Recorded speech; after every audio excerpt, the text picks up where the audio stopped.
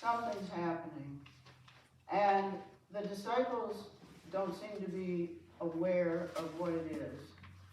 But Jesus seems to know that something is coming. And he hasn't said exactly what it is, except that it's going to be terrible. And there are no words to actually describe what it will be like in those last days. And not just that, it will also be a time where you can't turn back. And with all of the events that are going on in our world today, especially those that are in the Middle East where Jesus was and many of the apostles lived their whole lives, and we think, does this apply to us today? And if so, how could it? Because, it's just not the right time. Of course, there never is a right time. In this first week of Advent, we sometimes look to people who have gone before us, obviously. And in 1839, we already read that one. That's for Advent.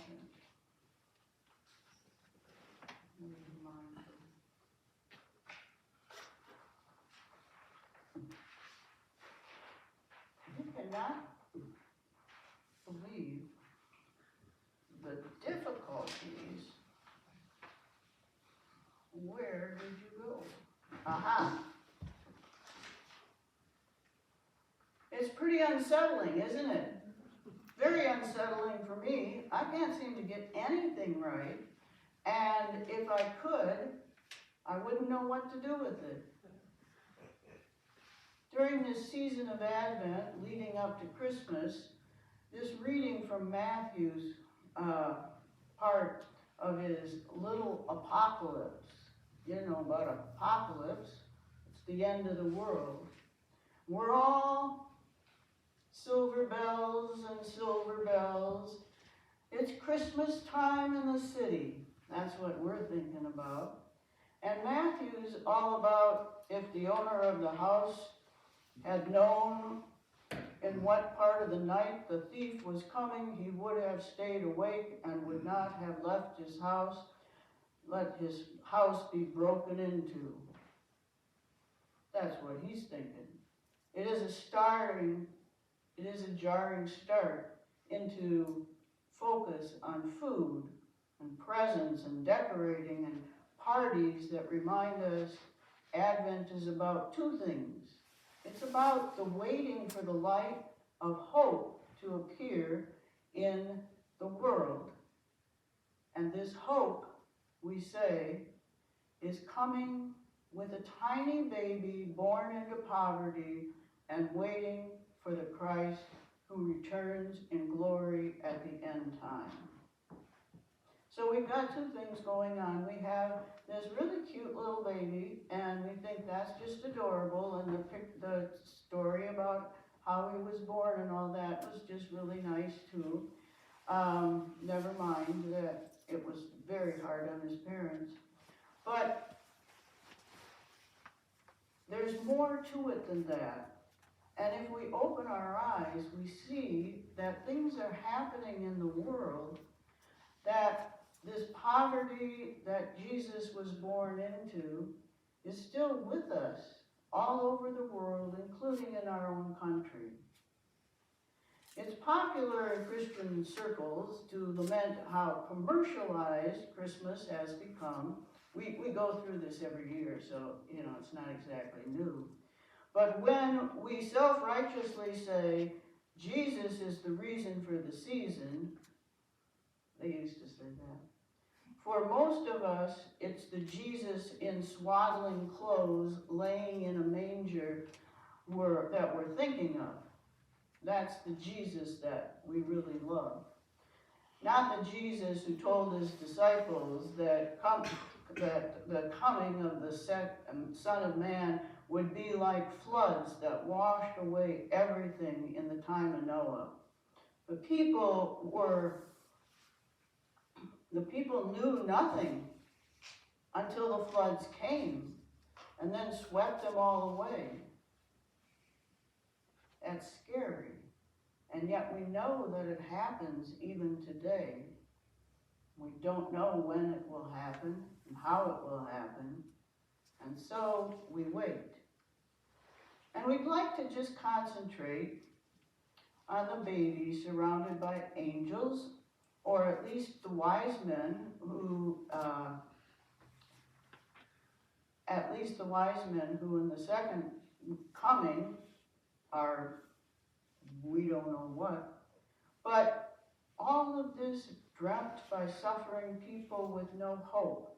And the baby is central in this situation, because when there's no hope, it's the cry of a baby that might just say, there's a way to change the world.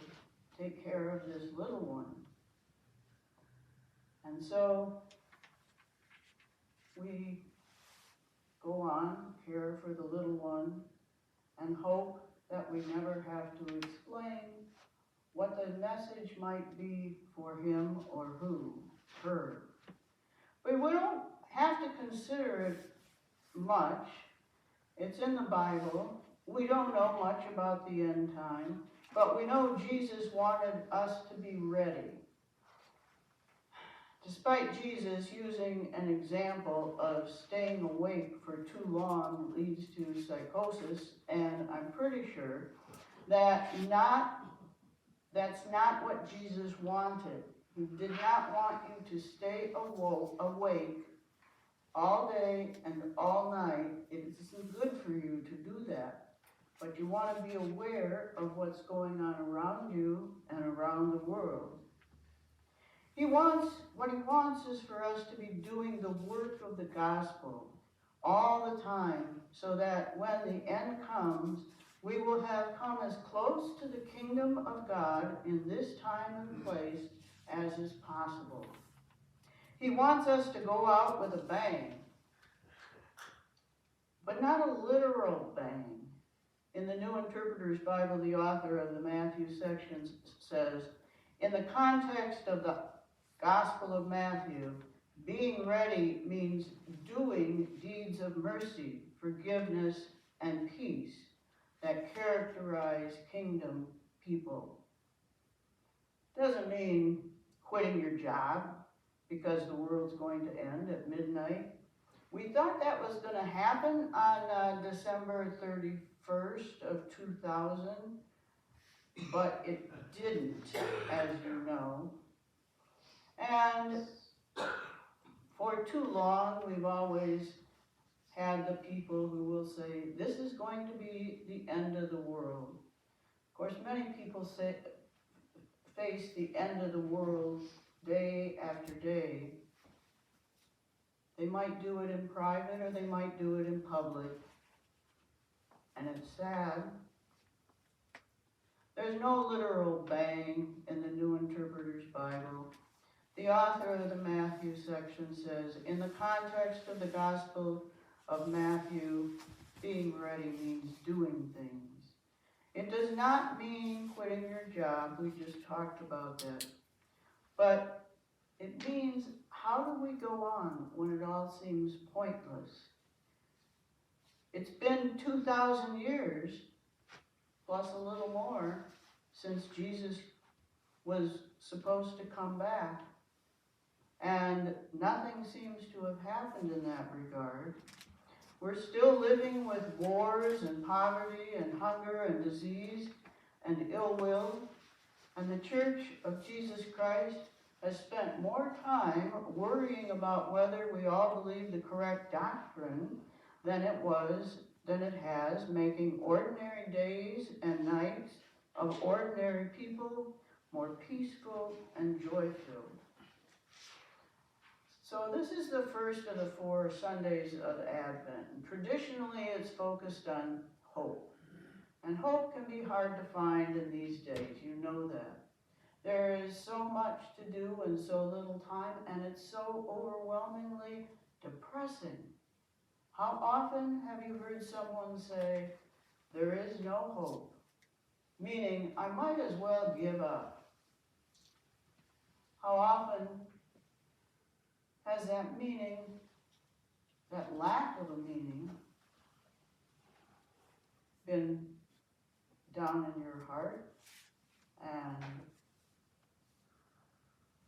in your tears, and you wonder whether meaning will ever come back in your life? It reminds me of a message from Reinhold Niebuhr. He was a philosopher and theologian during the time of the Second World War.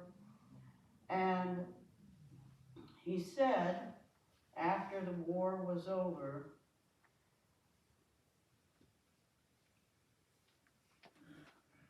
where does it begin here?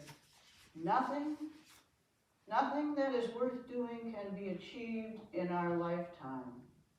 Therefore, we must be saved by hope. Nothing which is true or beautiful or good makes complete sense in any immediate context of history.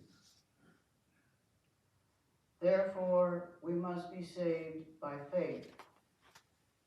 Nothing we do, however virtuous, can be accomplished alone.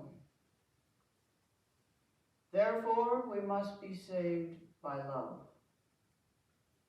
No virtuous act is quite as virtuous from the standpoint of our friend or foe as it is from our standpoint. I think that's when we usually skip over. We think we did a really good job, and our friends around us say, hey, it was kind of okay, but not that great. And so we must be saved by the final form of love, which is forgiveness. So many times we didn't get it quite right, did we? We knew that there was something lacking, but we didn't know exactly what it was. And so we wandered off and hoped for the best. And maybe later we would have a chance to understand more of what was going on, and we'll be able to return to our friends and say, please forgive me, for I know not what I said. It's hard to let go of the notion that we really ought to fix everything for everyone because we know what needs to be done. This is something we have practiced for a couple hundred years here in the United States. We will tell you what needs to be done. How many dictators begin their reigns of terror expecting that the world will be a better place if they could call all the shots? How tempting it is to reject and compromise as weakness and dismiss the ideas of friends or foes because who needs another point of view? Few of us who are out and out dictators, yet we still believe that we know right now the way to do things, and anything less than our right way is at least a little tiny bit unsatisfactory. At least unsatisfactory enough to deserve the pointed comment here and there. What it takes to give up our tyranny is hope. And that's part of what we're facing today. We are convinced too often that we know exactly what must be done in order for things to get back into the good shape that we are used to. And that any of these other things that people are talking about will be nothing but a disaster. And maybe that's so, but we still have to trust and hope that there will be a way. It is a common theme throughout history that the ruling generation is absolutely convinced that the younger generation will be unable to fill the shoes that need filling. The younger generation is too uneducated, too lazy, and too self-absorbed to be trusted with big projects. There's a lot of time required to play games on your computer, so you don't even have a full evening most of the time to think about how to save the world, because you're trying to think about and make sure that you save your thing on the computer. We think that these people are too lazy, too self-absorbed, and the ruling generation gives up power only when it is pried from their hands, usually after they are too feeble to put up a fight anymore. That's another one that we're very aware of these days. The younger generation is never ready and can never be fully trusted, and we are not optimistic that they will find a better way or that they will see the light and start behaving just like us. So how do we hope? It's not being optimistic that a miracle will occur and everything will suddenly be fixed. Hope is being realistic about the obstacles and the pain. And hope is about living as fully and abundantly a life as we can, because we trust that ultimately it is not up to us to hold the world together. We are only required to do what we can, deeds of mercy, forgiving each other for our faults and shortcomings, making peace with our brothers and sisters, paying attention to what is most important, love of God and love of neighbor. Amen.